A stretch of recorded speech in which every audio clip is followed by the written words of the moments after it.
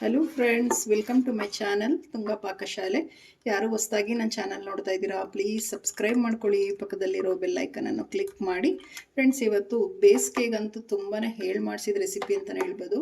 ತುಂಬಾ healthy recipe, ಹಾಗೆ ತುಂಬ ತಂಪು. ಇದು ಜೀರಿಗೆ ತಂಬುಳಿ ತುಂಬಾ ರುಚಿಯಾಗಿರುತ್ತೆ. ಜೀರಿಗೆ ತಂಬುಳಿ ತುಂಬ ಈಸಿ ಮಾಡೋದು. ಇದನ್ನು ಹೇಗೆ ಮಾಡೋದು ಅಂತ ನೋಡೋಣ ಬನ್ನಿ.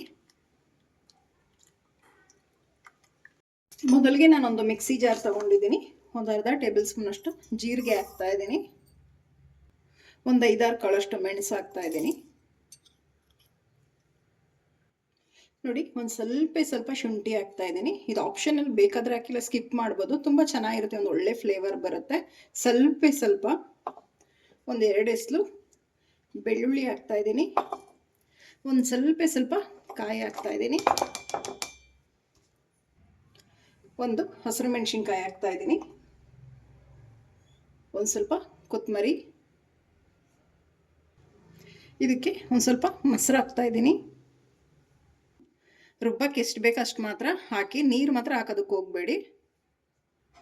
ಇದನ್ನು ನುಣ್ಣಗೆ ಗ್ರೈಂಡ್ ಮಾಡ್ಕೊಳ್ಳೋಣ. ನೋಡಿ, ಮಸಾಲ ಇಷ್ಟು ನುಣ್ಣಗಿರಬೇಕು. ಈಗ ಇದು ರೆಡಿ ಆಗಿದೆ. ನೋಡಿ, ಅರ್ಧ ಲೀಟ್ರ್ ಮೊಸರು ಇದೆ. ನಾವು ಏನು ರುಬ್ಕೊಂಡಿದ್ವಲ್ಲ ಮಸಾಲ, ಅದನ್ನು ಹಾಕ್ತಾ ಇದ್ದೀನಿ. ರುಚಿಗೆ ತಕ್ಕಷ್ಟು ಉಪ್ಪು ಹಾಕ್ತಾ ಇದ್ದೀನಿ. ಇದನ್ನು ಕ್ಲೀನಾಗಿ ಈಗ ಕಡ್ಕೊಬೇಕು. ಮಂತಿತ್ತು ಅಂದರೆ ಚೆನ್ನಾಗಿ ಕಡ್ಕೊಬೋದು. ಈ ಥರ ವಿಸ್ಕಿತ್ತು ಅಂದ್ರೂ ಕಡ್ಕೊಬೋದು.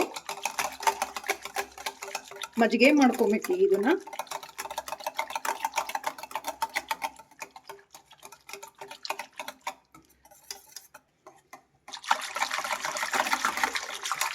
ನೋಡಿ, ಇಷ್ಟ ಆದರೆ ಸಾಕಾಗುತ್ತೆ. ಇದಕ್ಕೆ ಒಂದು ಒಗ್ಗರಣೆ ಮಾಡೋಣ. ನೋಡಿ, ಚಿಕ್ಕದೊಂದು ಪಾತ್ರೆ ಬಿಸಿ ಮಾಡೋದಕ್ಕೆ ಇಟ್ಟಿದ್ದೀನಿ. 1 ಟೇಬಲ್ ಸ್ಪೂನ್ ಅಷ್ಟು ಎಣ್ಣೆ ಹಾಕ್ತಾ ಇದ್ದೀನಿ. ಸಾಕು, ಎಣ್ಣೆ ಬಿಸಿ ಆಗಲಿ. ಎಣ್ಣೆ ಬಿಸಿ ಆಗಿದೆ. ಸಾಸಿವೆ ಹಾಕ್ತಾ ಇದ್ದೀನಿ. ಸಾಸಿವೆ ಒಂದು ಸ್ವಲ್ಪ ಸಿಡಿಲಿ. ಸಾಸಿವೆ ಒಂದು ಸ್ವಲ್ಪ ಚೆನ್ನಾಗಿ ಚಟಪಟ ಅಂತ ಸಿಡಿದ್ರೆ ತಂಬುಳಿ ತುಂಬ ರುಚಿಯಾಗಿರುತ್ತೆ. ಸಾಸಿವೆ ಸಿಡಿದಿದ್ದಾಗಿದೆ. ನೋಡಿ, ಒಂದು ಸ್ವಲ್ಪ ಜೀರಿಗೆ ಹಾಕ್ತಾ ಇದ್ದೀನಿ. ಒಂದು ಒಣಮೆಣಸಿನ್ಕಾಯಿ ಹಾಕ್ತಾ ಇದ್ದೀನಿ. ಕರಿಬೇವು ಹಾಕ್ತಾ ಇದ್ದೀನಿ. ಈಗ ಸ್ಟವ್ ಆಫ್ ಮಾಡ್ಕೊಂಬಿಡೋಣ. ಇದು ಒಗ್ಗರಣೆ ತಕ್ಕೊಳ್ಳೋಣ. ಈಗ ತಂಬುಳಿ ಒಳಗೆ ಹಾಕ್ತಾ ಇದ್ದೀನಿ. ಒಗ್ಗರಣೆ ಮಿಕ್ಸ್ ಮಾಡಿ. ಫ್ರೆಂಡ್ಸ್, ಇದು ತುಂಬ ಹೆಲ್ದಿ ತಂಬುಳಿ ಅಂತಲೇ ಹೇಳ್ಬೋದು. ಈ ಸಮ್ಮರ್ಗೆ ತುಂಬ ತಂಪಿದು. ನೋಡಿ, ರೆಡಿ ಆಯಿತು ಜೀರಿಗೆ ತಂಬುಳಿ. ರೈಸಿಗೆ ಸೂಪರಾಗಿರುತ್ತೆ ಫ್ರೆಂಡ್ಸ್. ತುಂಬಾ ಹೆಲ್ದಿ ಇದು. ನೋಡಿ ಎಷ್ಟು ಚೆನ್ನಾಗಿ ರೆಡಿಯಾಗಿದೆ. ತುಂಬಾ ಅಷ್ಟೇ ರುಚಿಯಾಗಿ ಇರುತ್ತೆ ಈ ತಂಬುಳಿ.